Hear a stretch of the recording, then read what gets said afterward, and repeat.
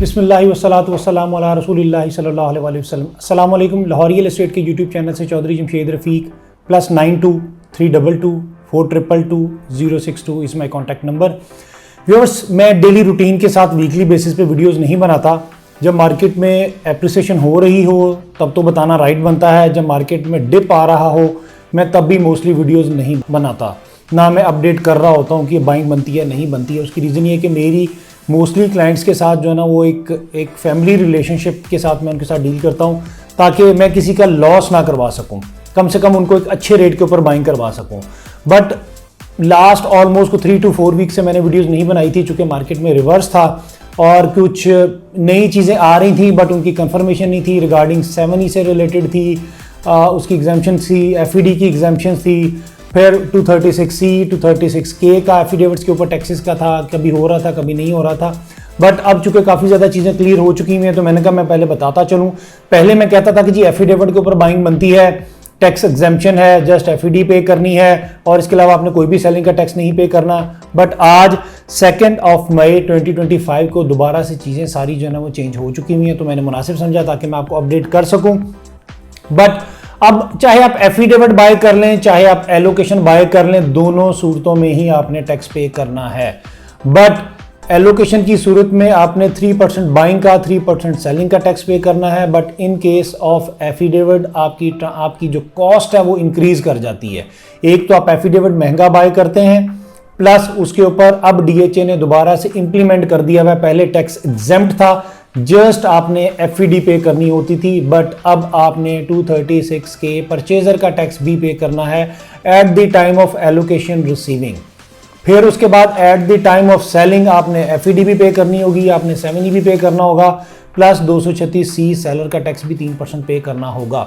मैं अगर through out थोड़े से ट्रांसफर एक्सपेंस के अंदर आपको जस्ट सेलिंग का टैक्स बताता चलूँ जो कि 3% के अकॉर्डिंगली है।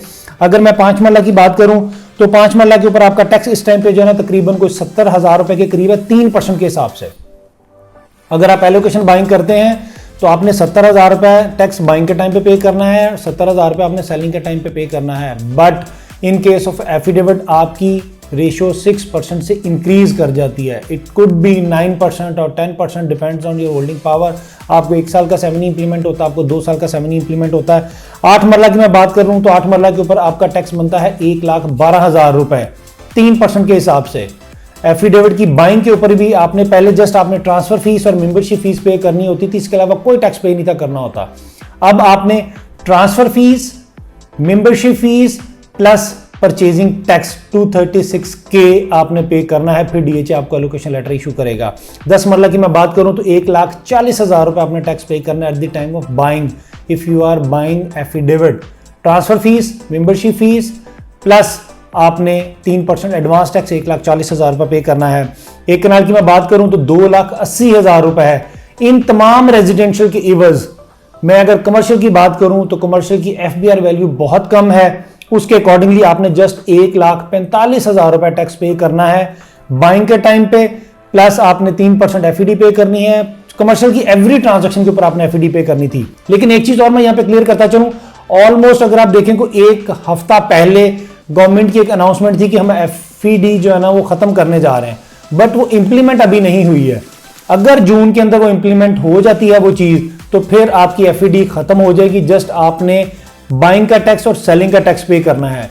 बट माय ओपिनियन वाज कि इस टाइम पे एलोकेशन की बाइंग बनती है, एफिडेविट्स के ऊपर बाइंग नहीं बनती है। मैं डीग्रेड नहीं कर रहा, ना मैं एलोकेशन को डीग्रेड कर रहा हूं ना मैं एफिडेविट को डीग्रेड कर रहा हूं। मैं डे 1 से सिर्फ आपको एक अच्छा मशवरा देता हूं कि सर अब एफिडेविट की बाइंग बनती है, अब एलोकेशन की बाइंग बनती है।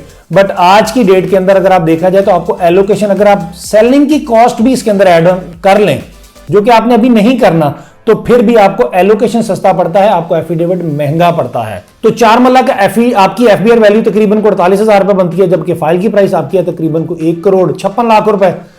ठीक है, अब 1 कनाल की देखी जाए तो 1 कनाल के अंदर आपकी FBR वैल्यू तकरीबन को 94 लाख रुपए के करीब बनती है, जबकि फाइल की प्राइस वो अंडर वैल्यूड है जो कि 88 लाख के इन बिटवीन है। तो देखिए आप तो ऑलरेडी तकरीबन को 8 लाख रुपए नीचे बाइंग कर रहे हैं, फिर उसके ऊपर आपने 6% टैक्स पे करना है। 2 कनाल की मैं बात करूं तो 2 कनाल के ऊपर भी जारी सी बात आपके तकरीबन को 12-13 लाख रुपए के करीब ट्रांसफर एक्सपेंस आ जाते हैं। बट अगर जस्ट मैं बाइंग और सेलिंग का टैक्स भी बता दूं तो वो भी काफी ज्यादा इंक्रीज कर जाता है। अब अगर मैं फाइल की प्राइसेस के ऊपर मैं बात करूं एफिडेविट वर्सेस एलोकेशन की, तो 5 मरला इस टाइम पे एफिडेविट की अवेलेबिलिटी आपको 34 से 34 लाख रुपए के इन बिटवीन में, जबकि एलोकेशन आपको 30,50,000 रुपए में अवेलेबिलिटी होती है। एलोकेशन की प्राइसेस एक और गिरने की रीजन भी ये थी कि इस टाइम पे 5 मरला आर्मी बेनिफिट्स की जो सूबेदार की जो फाइल है ना, वो भी मार्केट में सेलिंग के लिए आई हुई है, तो उनका 5 मरले का सेलिंग प्रेशर है, जिसकी वजह से एलोकेशन बड़ी स्पीड से 5 मरला नीचे गिरा है। But in case of affidavit आपको एलोकेशन सस्ता पड़ेगा, एफिडेविट आपको महंगा पड़ेगा। 10 मरला एफिडेविट की अगर मैं बात करूं तो एफिडेविट इस टाइम पे आपको अवेलेबिलिटी तकरीबन को 59,50,000 से 59,70,000 में अवेलेबिलिटी हो जाती है, जबकि एलोकेशन आपको 56 से 56.25 लाख रुपए में अवेलेबिलिटी होती है। 1 कनाल की मैं बात करूं तो एफिडेविट आपको तकरीबन को 96 लाख में, जबकि एलोकेशन आपको 87,50,000 प्लस माइनस में, डिपेंड्स ऑन अवेलेबिलिटी। देखिए एक चीज और मैं यहां पे क्लियर करता चलूं कि लोअर प्राइस के ऊपर आपको अवेलेबिलिटीज नहीं होती हैं।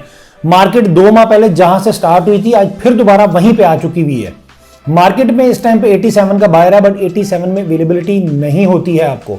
हम लोग जो प्राइसेस कोट कर रहे होते हैं ये एग्जैक्ट प्राइसेस नहीं है, ये depends on demand and supply, buyer और सेलर की वजह से प्लस माइनस ये हो जाती है। क्योंकि हम लोग वीडियोस को बनाते हैं सुबह मॉर्निंग में, अपलोड होती है तकरीबन 3-4 बजे के बाद, तो हम लोग बार बार अपनी वेबसाइट्स के ऊपर रेट्स चेंज नहीं कर सकते हैं, क्योंकि हमारे ग्रुप्स के अंदर भी वही रेट्स है ना, वो रन हो चुके हुए होते हैं। 4 मरला कमर्शियल की मैं बात करूं तो इस टाइम पे एफिडेविट की अवेलेबिलिटी तकरीबन को 1,56,00,000 रुपए प्लस माइनस में, और एलोकेशन की अवेलेबिलिटी तकरीबन का आपको 1,50,00,000 रुपए में हो जाती है।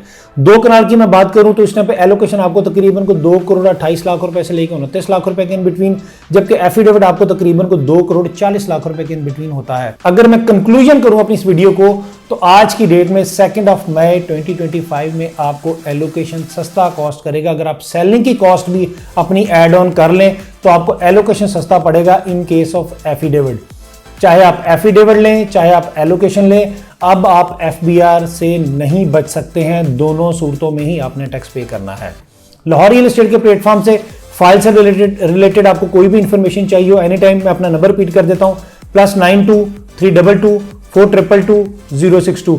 अपना बहुत बहुत ख्याल रखिएगा। Thank you so much. अल्लाह हाफिज़, फी मान अल्लाह। But do like and subscribe Lahore real estate.